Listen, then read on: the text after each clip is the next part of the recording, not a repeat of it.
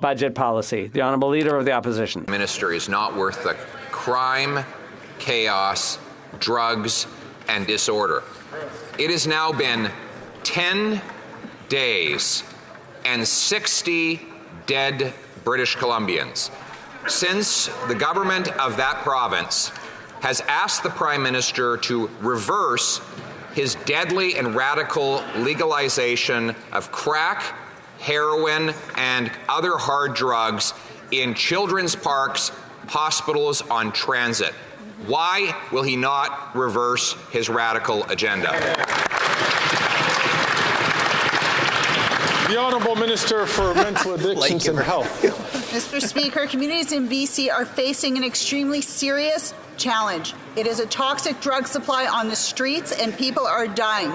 We know that public consumption is an issue of concern, which is exactly why, Mr. Speaker, BC is amending their proposal, and we have been working with them every step of the way. We're treating this with the urgency it deserves. You know what's interesting? All partners are at the table right now, Mr. Speaker, to find the path forward, working with law enforcement and health services so that we get this right and save lives, Mr. Speaker. So they want to give free cocaine and stuff and free crack and whatever, and then they want to take it back and reverse the policy. Find a path forward.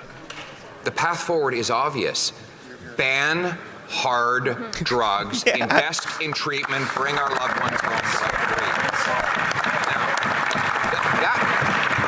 That minister claimed last week that she was waiting for the BC government to provide information before she could decide on reversing radical legalization. It turns out the government had given her that information within hours of the request. She has all the information, so why are her and her radical boss clinging on to this insane policy? Well said.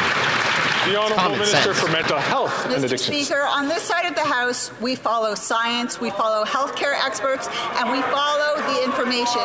We are working with BC on a comprehensive amendment to their proposal. This takes collaborative work, Mr. Speaker, to get it right. This is a health issue, Mr. Speaker, not a criminal one. The Leader of the Opposition is misleading Canadians in not recognizing that people need health care.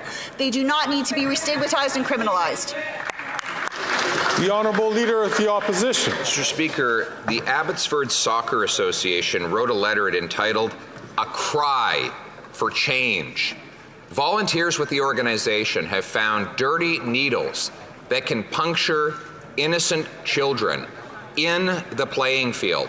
Other BC fields have had women raped and overdose, have found addicts naked, have had pets actually overdose because there's so much drug contamination on the site.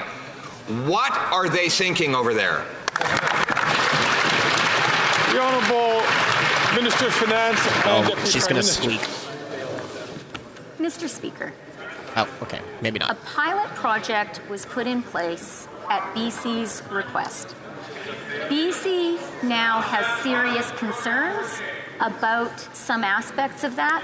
We share those concerns and we are addressing them. But I do want to say, Mr. Speaker, so wild. I do not think there is a family in Canada that is untouched by the tragedy of opioids.